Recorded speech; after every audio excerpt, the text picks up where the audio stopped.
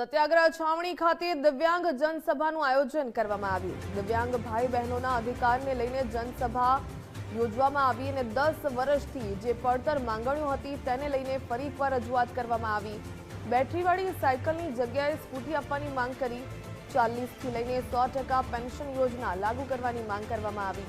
ભરતી પરીક્ષામાં 40% પાસિંગની પદ્ધતિ રદ કરવામાં આવે। 2016ના ધારાનો ચુસ્તપણે અમલ કરાવવાની માંગ કરાઈ।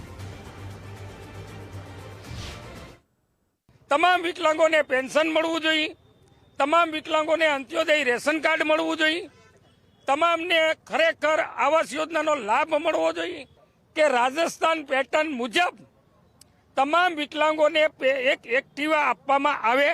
આ બીજી યોજનાઓ બંધ કરવામાં આવે। જે બીજી યોજનાઓ દ્વારા અમારી યોજનામાં ખૂબ ભ્રષ્ટાચાર થાય છે।